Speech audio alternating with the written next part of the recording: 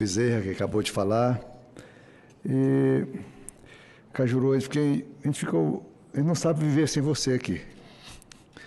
A gente fica muito triste. Eu mesmo fiquei, liguei lá no seu gabinete, como é que está o Cajuru, que dia que ele volta? Realmente, você, além de sua prudência, sua coerência, sua voz firme, seu discurso escrito, bem lido, tudo isso marca, eu tenho certeza que o povo brasileiro, que é ligado na TV Senado, gosta muito de te ouvir, muito mesmo. Então, nós sentimos sua falta aqui, ainda bem que você voltou rápido e pelo jeitão, com bastante saúde, não é? Então, parabéns a você. Hoje, aqui, esse meu discurso, hoje eu dei um nome para ele.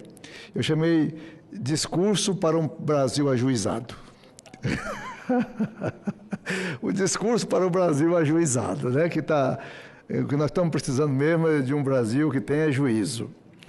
E falar aqui, o presidente Cajuru, de juízo, a gente precisa falar uma palavra amor, não é? A gente precisa falar na palavra generosidade, essas palavras necessárias para o Brasil, palavras que cultuam a paz, palavras da pregação da não violência, não é? Dessa cultura importantíssima que o Brasil está precisando. Isso é muito importante, essa cultura da paz. As palavras, mesmo as palavras, as expressões que possam transmitir uma certa onda boa de pacificação, de tolerância, de aceitação. Essas balas perdidas que têm matado crianças, Brasil afora, isso tem ofendido muito o povo, as famílias brasileiras, o povo brasileiro. Morreu uma criancinha de 6 anos, 7 anos, a menina na escola, e outra lá, outro de 10 anos, outro de 11 anos. Outro dia um menino ia para o jogo, ia para treinar com a chuteira dentro da bolsa, né? Foi receber um tiro ao lado do avô, morreu o menino, um menino de 16 anos, 14 anos, que ia para o campo de futebol, não é? Então isso tudo tem somado, semana a semana, vai acumulando isso tudo, essa situação que agrava muito a confiança do povo brasileiro nas instituições. A gente fica muito assim pensativo, se eu não posso confiar na polícia, se eu não posso confiar na justiça, se eu não posso confiar nisso ou naquilo, em quem que eu vou confiar? Então, o meu discurso é esse, realmente o discurso para um Brasil ajuizado, que a gente precisa ter. Essas palavras de ódio, de radicalização, de divisão do país entre o PT por um lado, a direita por outro, jogando o povo brasileiro nas ruas um contra o outro, não se pode falar em um que o outro já rebate, não pode sair uma maciata de um que o outro já estigmatiza. Então esse confronto de rua, esse confronto das ideias, esse confronto de pensamento não vai ajudar o Brasil. Não vai ajudar o Brasil. Porque, na realidade, isso tudo nos remete a um drama histórico brasileiro, remete a uma tradição da cultura brasileira da escravidão das pessoas, do escravo, aquele que obedece, aquele que faz o serviço difícil, aquele que carrega a lata d'água na cabeça, aquele que faz os serviços complicados, penosos, sem horas, aquele que não pode entrar na casa do Senhor, na casa grande e senzala, não é? Então, esse Brasil preconceituoso, esse Brasil racista, né? Realmente a gente não pode continuar sendo assim. Agora, senhor presidente, tudo deve ser diferente. Nós não precisamos mais desses radicalismos, de maneira nenhuma, porque não vai levar. Nós temos que agora, pelo menos aqui, no Senado, ali na Câmara, nas câmaras de vereadores, nas assembleias legislativas, nas entidades sindicais, nós não precisamos do radicalismo. Nós temos que buscar agora, mesmo nas diferenças naturais de opinião, nós devemos procurar o consenso, procurar o encontro de soluções para um Brasil afundado, que na realidade nós somos brasileiros. E eu estou aqui na condição de um senador. Eu não posso falar aqui assim abertamente que o Brasil é um dos piores países do mundo, não vou falar isso de maneira nenhuma, não é? Mas dizer que a gente está afundado numa crise, estamos. Mas nós temos condição de sair dela. Nós temos condições de sair dessa crise persistente, que vem de muitos anos, que ela agravou de 2013 para cá. Esses últimos 7 anos têm sido anos tormentosos para o povo brasileiro, para o comerciante. Você pode andar em qualquer rua de Goiânia, pode andar em qualquer rua de qualquer cidade brasileira, você encontra na Rua 4 em Goiânia, que é a área comercial, você encontra lá casas fechadas, lojas fechadas. Quando você vê uma loja fechada, ali está mostrando que a economia não vai bem. Aquela pessoa não está dando conta de pagar a energia, o aluguel. Aquela pessoa não está dando conta de pagar a folha de salário dos seus funcionários, está vendendo pouco. Então, é como o senhor Vossa Excelência falou aqui antes, não é? Como é que pode vender para quem? Foi o Paim que falou, vender para quem? Vender para quem?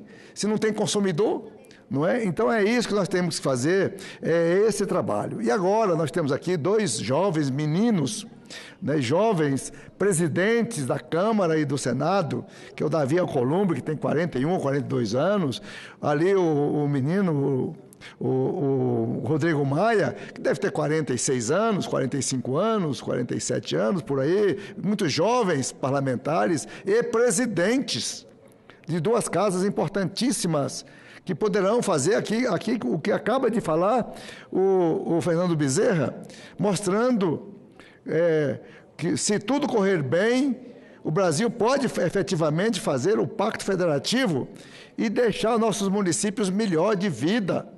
Porque lá no município, pequeno, médio ou grande, que acontece as necessidades visíveis e que o vereador e o prefeito, que todo mundo sabe o endereço, o pessoal vai bater na porta lá para marcar a consulta, para arrumar um remédio caro, na casa do prefeito, dorme na porta, para acordar o prefeito cedinho, para falar, olha, prefeito, eu preciso desse remédio, eu preciso de uma passagem para levar fulano para tal lugar, para tal cidade, onde possa ser bem tratado.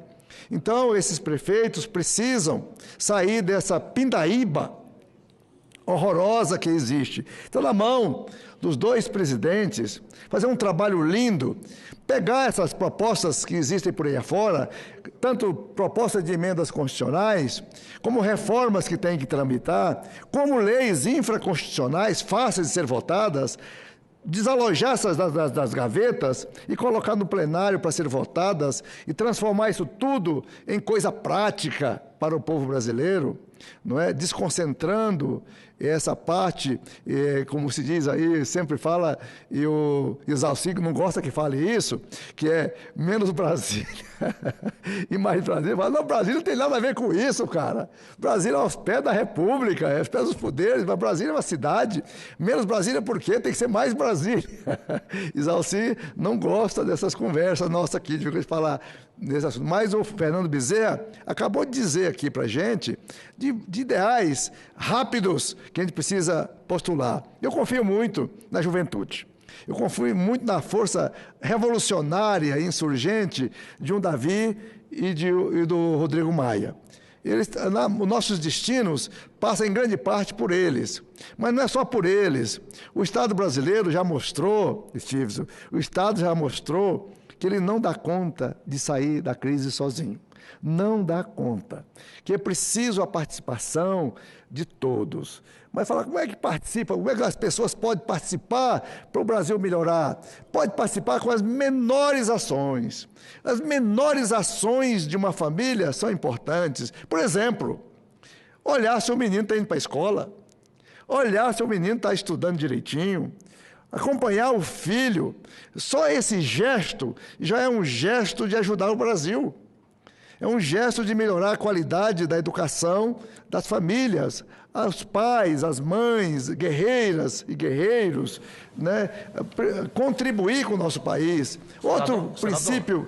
Senador, só rapidinho, permita-me, só para agradecer aqui a presença dos alunos do Colégio Militar de Porto Alegre, da capital gaúcha, Opa, do senador Paulo Paim, bonito. estão aqui. Muito obrigado pela presença de Vossas Excelências. Bem-vindos, meninos, maravilhosos. Uma pena que eu não enxergo, eu gostaria de ver, porque toda gaúcha é bonita, não, senador Confúcio? Não, isso é mesmo. São maravilhosos. Desculpe. Exatamente. Tá aí, Paim, tá aí seu povo aí. Tá aí seu povo aí, Paim. Importantíssimo, né? Pois é. Mas muito bem, então eu estava falando aqui,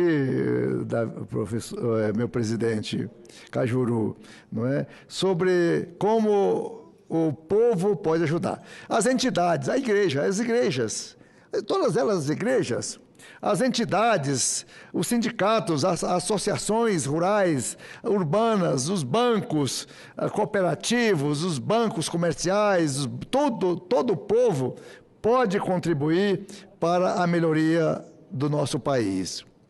Eu fico olhando também, assim, que a concentração da riqueza. A riqueza está concentrada em poucas mãos no mundo. É dinheiro demais na mão de poucos. Falta dinheiro para uns e sobra dinheiro para outros nos mercados financeiros. E esses mercados financeiros são desalmados. Eles não preocupam com a fome na África, com a miséria no Brasil, com a exclusão em determinados países asiáticos, nada disso. Prefere soltar foguetes, prospectar Marte, ir além da Lua, ir no fim do universo, mas esquecer a repartição solidária que deve existir no povo do mundo inteiro. Ainda agora, a gente está vendo também, senhor presidente, como são tratados os refugiados no mundo. Nós estamos recebendo aqui agora os venezuelanos. E assim, jogados, sem apoio. E eu digo para Vossa Excelência, presidente Cajuru, que seria do Brasil se não fossem os italianos, que vieram na época, no começo do século XX, um pouco antes, um pouco depois, para os cafezais. E esse sangue europeu misturado com o nosso, está lá em São Paulo, bairros da Bexiga, está os restaurantes, está toda a cultura italiana aqui com a gente, ajudou o Brasil. Estão os japoneses que vieram escorraçados da miséria, da fome em seu país em determinada época, não é? Estão aqui essas famílias japonesas, os seus descendentes, ajudando o povo brasileiro. Estão aqui os alemães que encheram o sul do país, por causa do clima mais temperado, enriquecendo a arquitetura, a cultura, o trabalho produtivo, enfim, trazendo essa mistura de povos do mundo inteiro em nosso país. Então, aqui os libaneses, os judeus, também trabalhando no comércio ativo, né, de São Paulo, e todos os cantos do país estão eles. E são muitas as origens de povos mundiais por aqui, e recebemos bem, graças a Deus, eles estão aqui com a gente, fazendo parte da nossa população brasileira.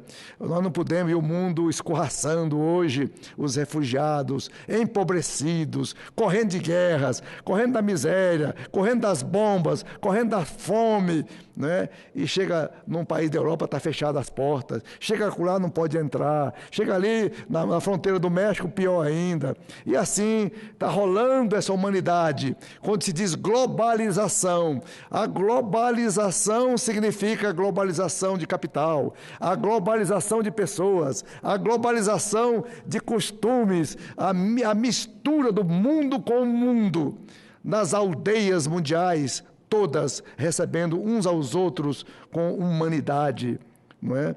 Assim nós vamos andando, olhando o Brasil, tão citado como Euclides da Cunha, cuidadosamente descreveu em seus livros, por exemplo, Os Sertões, a Revolução de Canudos, mostrando o sertanejo é, antes de tudo, um forte.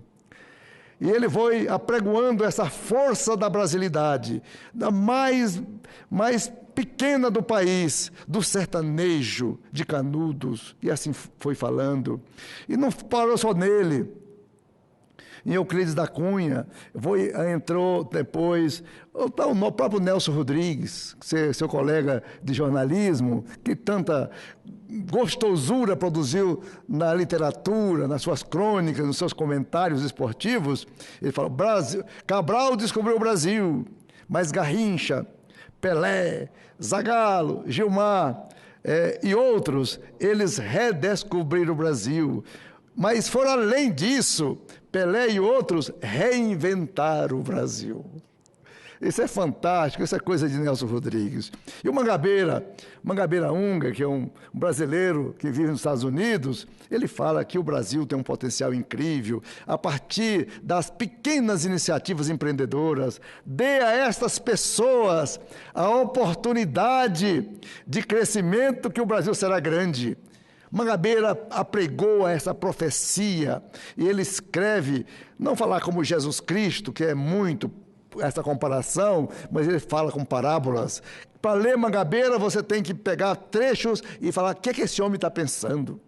Tal é a sua capacidade. E Darcy Ribeiro entra, ele foi aqui senador no ano passado, quando eu era deputado, Darcy era senador, na década de 90. Darcy, ele escreveu muitos livros, além de antropólogo, ele escreveu sobre a mestiçagem brasileira. Nós somos mestiços, Cajuru.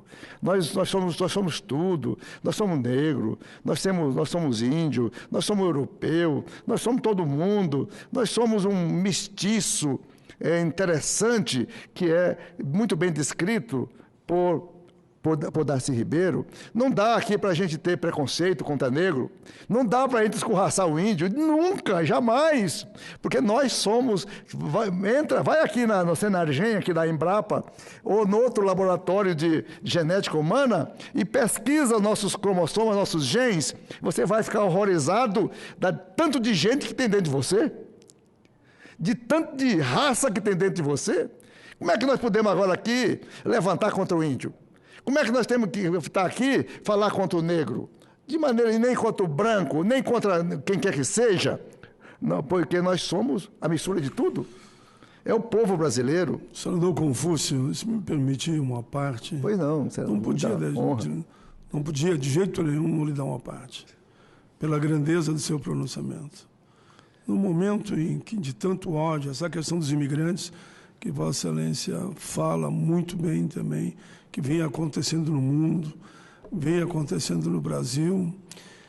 Esse olhar que Vossa Excelência, nesse momento, está brindando o povo brasileiro. O olhar da solidariedade, uma visão humanitária. Eu gosto de ouvir a palavra amor, confesso que gosto. E Vossa Excelência citou diversas vezes aí. Quando destruiu o outro, parece que virou uma grande façanha. Quando que o correto, o adequado, é a construção coletiva, né? É sabermos olhar para o outro, querendo para ele o melhor que você gostaria para ti e para ele também. É mais nessa linha, e ver às vezes falar com tanta firmeza, tanta coragem, tanta convicção, se vê que é uma fala de coração. Que temos que respeitar os negros, os índios, os ciganos, os imigrantes que deslocam pelo país, LGBT, religião de cada um. Perfeito. Daqui a um pouco nós vamos ter que dizer que até o clube de cada um nós temos que respeitar. E eu digo tranquilamente. Então, esse é o momento de nós deixarmos de lado, e Vossa Excelência foi muito feliz, a política de ódio. Certamente. E pensarmos em fraternidade, em solidariedade, em melhorar a vida de todos, dentro do possível, de todos. Enfim, parabéns a Vossa Excelência. Muito obrigado, senador Paulo Paim. Sua participação no meu discurso me enriquece. Mais um minutinho eu consigo terminar aqui, senhor presidente. Nós temos de ler, quem não pode ler, pelo menos acreditar nas minhas palavras. Por exemplo, os pernambucanos nos brindaram com Gilberto Freire. Escreveu tanto a sociologia do Nordeste, da discriminação, dos canaviais, do patrão e do empregado, a Casa Grande Senzala.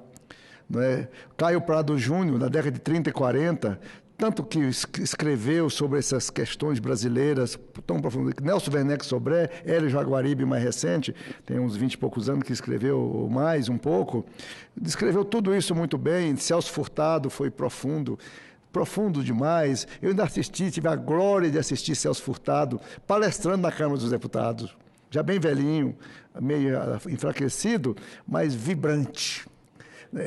Um privilégio. Eu ainda ouvi Celso Furtado falar, ainda vi Celso Furtado defender as suas teses latinas, que ele estudou muito aqui no Chile, e junto com Zé Serra e outros, né, exilados, ele produziu um trabalho maravilhoso. Não basta, senhor presidente, para encerrar, os slogans. Falar assim, o presidente Temer o slogan dele era ordem e progresso. O Bolsonaro agora, o presidente Bolsonaro é a Pátria Amada Brasil. São os dois slogans maravilhosos, ordem e progresso, Pátria Amada Brasil. Agora precisamos, de fato, que a ordem e o progresso aconteça. A ordem e o progresso. E a Pátria Amada Brasil também seja revigorada. Então, senhor presidente, eu fico muito satisfeito, e o meu discurso hoje eu dei um nome para ele, minha senadora Selma. Meu discurso chama Discurso para um Brasil Ajuizado.